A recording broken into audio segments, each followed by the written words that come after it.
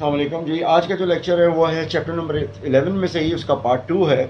और उस पार्ट 2 के अंदर हम जो डिस्कस करेंगे वो करेंगे कि इनकी जो ब्रांचेस हैं वो कौन कौन सी हैं और किस तरीके से मामला होता है। और जाहिर सी बात है कि हर चीज़ की अपनी एक ब्रांचेस हैं और उन ब्रांचेस के मुताबिक जो जो आगे के जो मामला हैं वो चलते हैं कि ब्रांचेस होती ब्रांचेस क्या हैं। मैंने इससे पहले जो ब्रांचेस थी सोशियोलॉजी के उनको बड़ा तरीके से डिस्कस किया है कि किन वजूहात की बिना पर वो ब्रांचेस जो हैं वो वजूद में आई, कौन सी ऐसी वजूहात थी। अब इनके अंदर जो ब्रांचेस हैं वो जाहिर सी बात है एज अ लॉयर आप लोग इस बात को भी समझते हैं कि हमारे पास प्रोसिक्यूशन का एक अलग मामला होता है, डिफेंस काउंसिल का अलग होता है, फिर अदलिया का अलग मामला होता है। जब तक ब्रांचेस नहीं होंगी तो हम किसी भी चीज़ के हुसूल तक नहीं पहुँच सकेंगे। तो किसी भी चीज़ के हुसूल तक पहुँचने के लिए हमें ज़रूरत है कि हम उसकी ब्रांचेस को समझें और सबसे इम्पॉर्टेंट ये कि हम अंडरस्टैंड करें कि क्या रीज़न थी जिनकी वजह से जो सोशियोलॉजी है वो किस तरीके से आगे की तरफ बढ़ती है, इनमें कौन सी चीज़ें हैं। तो ब्रांचेस के अंदर हमारे पास क्रिमिनलिटी है, डिविएंस है, लॉ एंड पनिशमेंट। अब क्रिमिनलिटी किसको कहते हैं, क्या होती है, किस तरीके से होती है, कौन सा मामला क्रिमिनल इंटेंट है, कौन सा मामला गुस्से का है, क्योंकि जैसे एंगर में और एग्रेशन में फ़र्क है, इसी तरह से क्राइम के अंदर भी बड़ा फ़र्क होगा। आप हर एक चीज़ को फ़ौरन क्रिमिनल मामले में नहीं लेके आ जाएंगे। आया वो उसकी डिविएंस है और वो डिविएंस जो है वो क्रिमिनल है या नहीं, जिसको हम लोग बड़े आराम से पहले डिस्कस कर चुके हैं कि डिविएंस कभी कभार अच्छी होती है लेकिन और कभी कभार वो बुरी होती है। लेकिन जिस यहाँ पर हम जिस चीज़ के हिसाब से बात कर रहे हैं उसमें क्या होगा इसका तज़किरा हम लोग इसमें कर सकते हैं। वो किया जाता है डिविएंस कौन सी है, लॉ और पनिशमेंट कौन सी होंगी, ये इसकी ब्रांचेज हैं सोशियोलॉजी की। लॉ भी तब्दील होता रहता है क्योंकि इंपॉर्टेंट चीज़ क्या है, it is all about our society. तो सोसाइटी में कभी कोई चीज़ किसी मामले के तरीके से चेंज होती है, कभी किसी तरीके से चेंज होती है। दिस इज़ समथिंग व्हाट हमें अपने दिमाग में हर वक्त रखना है कि ये चीज़ें चेंज होती जाती हैं। तो जो चीज़ आज डिविएंस है हो सकता है वो कल डिविएंस ना हो, जो आज लॉ है हो सकता है वो कल लॉ ना हो। मैंने उसके हिसाब से एग्जांपल कई दफ़ा दी है कि अमेरिका के अंदर एक गवर्नमेंट आई, उसने शराब को हराम किया, दूसरी दफ़ा आई उसने शराब को हलाल कर दिया। हराम से मुराद है इजाज़त है और इजाज़त नहीं है। और ब्रिटिश अपनी पार्लियामेंट को इतना ज़्यादा कहता है कि हम चाहें तो इतना बड़ा कानून बना दें कि मर्द को औरत बना दें, औरत को मर्द बना दें। मतलब पार्लियामेंट को सुप्रीम दिखाने के लिए वो अपनी मर्ज़ी का जो कानून दिखाना चाहते हैं, देना चाहते हैं, उसके मुतालिक वाली बात कर रहा था मैं। सोशियोलॉजी ऑफ लॉ के अंदर मैं अब बार बार मैं आपसे यही कह रहा हूँ कि ये ब्रांचेस में एक लॉ एक ब्रांच है और वो ब्रांच में सबसे इम्पॉर्टेंट चीज़ ये है कि कानून वक्त के साथ तब्दील होते चले जाते हैं।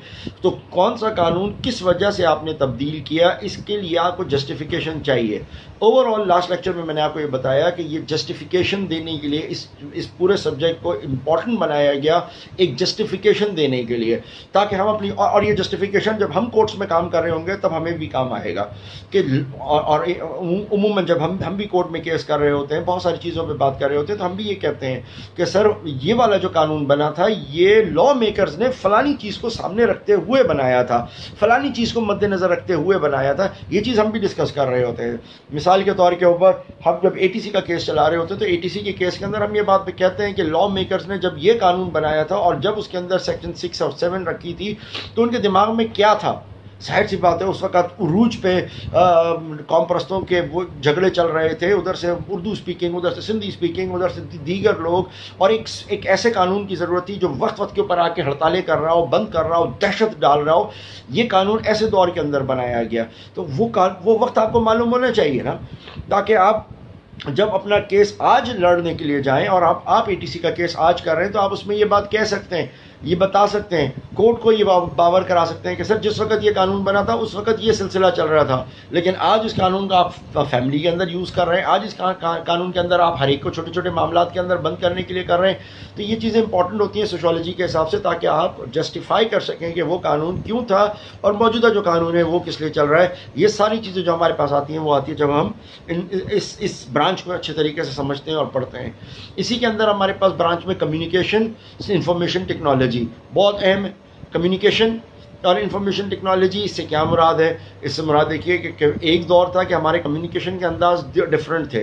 हम पहाड़ पे खड़े होते थे, पहाड़ पे खड़े होने के बाद एक जगह से धुआं निकलता था, दूसरी जगह से धुआं निकलता था, हम ड्रम पीटते थे, हम लोग आग लगाया करते थे, हम एक दूसरे को बुलाने के लिए बाजे बजाया करते थे, फिर हम कबूतरों का इस्तेमाल करने लगे, फिर हम इलेक्ट्रॉनिक मीडिया का यूज़ करने लगे, आज हम व्हाट्सएप, फेसबुक और दूसरी चीज़ें यूज़ कर रहे हैं। तो कम्युनिकेशन किस दौर में कैसी रही, वो दौर कौन सा था, हम किस दौर के अंदर थे, वो पत्थरों का दौर था या आज का दौर था, इन सारी चीज़ों को सामने रखते हुए अपने रखना है। मिसाल के तौर पे आज मैं कहूँ कि जी हम तो पुराना कानून इस्तेमाल करेंगे आग लगाने वाला, और मैं अपने घर की छत के ऊपर खड़े होकर आग लगाऊं ताकि लतीफ़ाबाद में बैठा हुआ शख्स मेरे से रब्ता कर सके, तो क्या मैं आज के दौर में ये कर सकूंगा कि जब मैं कैंट के इलाके में रहता हूँ फौजी आ जाएं, दूसरा आके सिग्नल देख ले?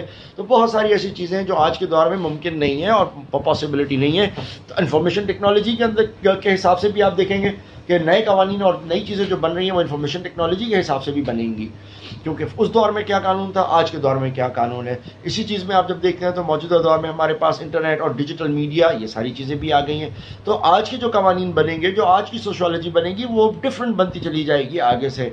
इसी तरीके से जैसे अब आजकल आप लोग खुद विटनेस कर रहे हैं कि इस कोरोना की वजह से हर चीज़ इतनी डिफरेंट हो गई है कि अब आपकी पढ़ाई डिफरेंट अंदाज में हो रही है। हम यूट्यूब के ऊपर लेक्चर्स दे रहे हैं, हम आपको जूम पे लेक्चर दे रहे हैं, और फिर इसी चीज़ के अंदर आगे जाके चेंज आप देखेंगे कि पेपर्स अलग तरीके से होना शुरू हो जाएंगे। इसी के अंदर आप देखेंगे कि हमारा पूरा कल्चर ही चेंज हो जाएगा, पूरी सोशोलॉजी चेंज हो जाएगी। फिर इंटरनेट, डिजिटल मीडिया, इनका मामला ही बिल्कुल बदल जाएगा। हो सकता है पर लेक्चर आप लोगों को मिल रहा हो, जिस तरह आज आप घर पे बैठ के लेक्चर सुन रहे हैं, हो सकता है कि इम्तिहान इसी तरीके से दे रहे हो सकता है आगे जाके आपको डिग्री भी इसी तरीके से अवार्ड हो रही हो। अब तो डिग्री भी आपको इसी चीज़ के ऊपर अवार्ड हो रही होती है। बहुत कुछ इस नए दौर के अंदर, इस नई सोशोलॉजी में चेंज हो जाएगा। तो आपके बच्चे, जब आपके बच्चे कहेंगे कि हमें स्कूल में जाने दो, तो आप उसको ये कहोगे भाई तुम्हारा दौर गया, अब हमारा दौर है। तो ये दौर इस तरीके से चेंज होता चला जाता है। मीडिया, आप देखें कि मीडिया क्या चीज़ थी और कैसे वो मीडिया तब्दील होते होते आज आपके किताबों से निकला था और निकलते निकलते आज सोशल मीडिया की सूरत के अंदर आ गया है कि वो खबर जो हमारे को पूरा 24 घंटे इंतज़ार करना पड़ता था एक अखबार के लिए, वो खबर जो हमें सुबह 24 घंटे का इंतज़ार करना पड़ता था, रात के 9 बजे हमारी खबरें शुरू होंगी। हम तो उस दौर के हैं जब हम 9 बजे की खबरें देखते थे कि 9 बजे के खबरों में सब कुछ मिलता था, और आज हर घंटे के अंदर हमें वो खबर मिल रही है। आज हर पल के ऊपर हमें खबर मिल रही है। मुझे याद है वो दौर के हम मैसेज छोड़ा करते थे तो मैसेज आया करता था कि जनाब आपका अब ये ब्रेकिंग न्यूज़ है, अभी सेकंड्स के अंदर अपडेट हो रही है, अभी इधर मसला नहीं हुआ, उधर आपके ऊपर सारी चीज़ें आ गई। तो ये सारे मामला जितने भी हैं ये आपकी इस सोशोलॉजी के हिसाब से तब्दील होते चले जा रहे हैं। तो हमें इस चीज़ को एडमिट करते चले जाना है। इकोनॉमिक सोशोलॉजी, इकोनॉमिक बड़ी तेज़ी से चेंज हुई है, इकोनॉमी का मामला बड़ा तेज़ी से बदला है और ये सारी चीज़ें हुई हैं। हमें इन सब चीज़ों को अपने सामने रखना है, अपनी नज़र में रखना है कि ये मामला चेंज हो रहे हैं। वो चीज़ें जो पहले थी वो चीज़ें चेंज होती चली गई। आप इसके अंदर देखें पहले लोगों की क्या सोच थी और उसके बाद फिर कहाँ से निकलता चला गया। इकोनॉमिक सोशोलॉजी के लिए जो है वो आपका 1879 से ये बातें शुरू हुई हैं और फिर कहाँ तक ये मामला चलता चला गया ये आप देखेंगे तो पता चलेगा कि इकोनॉमी हो या दूसरी चीज़ें हो, ब्रांचेस के अंदर ये बड़ा इंपॉर्टेंट है। इकोनॉमी को ओवरऑल कंट्रोल का जो है वो भी आपके सोशोलॉजी के हिसाब से है, किसको कितना पैसा देना है, किसको कितना लेना है। ये सारी बदकिस्मती अलग बात है कि हमारे अपने हुक्मरानों और हमारे अपने मुल्क की कि हम लोगों ने इसके ऊपर रिसर्चेस नहीं कर रहे, हम इसके ऊपर आगे नहीं बढ़ रहे। दुनिया इस पे जा रही है, वो समझ रही है, तभी इस इकोनॉमी को तब्दील करके कभी वो ऑयल इकोनॉमी बना देती है, कभी ब्लैक गोल्ड कर देती है, और अब वो जाने के बाद इसको डिजिटल इकोनॉमी की तरफ लेके जा रही है। अब वो लेके जा रही है कि नोट करेंसी ये किसी काम की नहीं है, आओ हम डिजिटल करेंसी के ऊपर चले जाएँ। तो जिसके अंदर आप ये बिटकॉइंस और ये दूसरी चीज़ें देख रहे हैं, तो तब्दीली आ रही है, इकोनॉमी चेंज हो रही है, बैक कोई और चीज़ कर रही है। आपको मालूम होना चाहिए डॉलर को कोई गोल्ड बैक नहीं करता, डॉलर इंडिपेंडेंट है। तो ये सारी इकोनॉमी की एक बात है। इसी तरीके से वर्क, एम्प्लॉयमेंट एंड इंडस्ट्री, ये सब ब्रांचेज हैं सोशोलॉजी की। वर्क क्या हो, कैसा हो, किस हद तक हो, कौन सा वर्क जायज़ है, कौन सा नाजायज़ है, किसके अंदर क्या वेज होना चाहिए, किसके अंदर कितना पैसा मिलना चाहिए, इंडस्ट्री कितनी देर चलनी चाहिए, इसके अंदर मशीन को सब्र देना है, इंसान को सब्र देना है। आया इस इंडस्ट्री के चलने से माशरे के ऊपर तो मसला नहीं है, मसलन एक सीमेंट फैक्ट्री है 24 घंटे चल रही है तो उसकी पोल्यूशन कितनी हो रही है, ईंटों का भट्टा है उससे क्या नुकसान हो रहा है, वो कंजम्पशन हो रही है गैस की, उससे क्या नुकसान हो रहा है। तो इन चीज़ों को भी अपनी नज़र में रखना पड़ता है कि सोशोलॉजी में हमने देखना है कि जी उसमें इन्वायरमेंट में क्या ख़राबी पहुँच रही है, हमारी ओजोन स्फीयर को तो नुकसान नहीं पहुँच रहा, दीगर मामला तो नहीं हो रहे। इन सब चीज़ों को समझने के लिए, देखने के लिए ज़रूरी है कि हम लोग अपनी इन्वायरमेंट और इन चीज़ों के ऊपर जाएँ। फिर इसी के अंदर इन्वायरमेंट है, इन्वायरमेंट की बहुत अहमियत है कि इन्वायरमेंट से क्या मुराद है आपका, कि इन्वायरमेंट ग्लोबल इन्वायरमेंट कैसे ख़राब हो रही है, कैसे उसके मामलात के अंदर जो ख़राबी हो रही है, वो ये सारी जो चीज़ें हैं वो किस तरीके से आती हैं जब हम इन्वायरमेंट को और इन चीज़ों को समझ रहे होते हैं। वही मैंने जैसे एनवायरनमेंट के लिए आपको कहा कि पानी का नुकसान हो रहा है, हमारी बर्फ़बारी नहीं हो रही है, हमारे दीगर मामला जो हो रहे हैं, तो ये सब इन्वायरमेंट के उसके अंदर आ जाती हैं चीज़ें। तो हमें इसको बड़े एहतियात से और इसको गौर से देखना है। इसी तरीके से फिर मज़ीद जो आगे हैं वो हम अगले लेक्चर्स में डिस्कस करेंगे, ठीक है। तो ये वाला जो है यहाँ तक हम 88 पेज 88 तक गए, इसके बाद आगे के ऊपर हम कंटिन्यू करते हैं।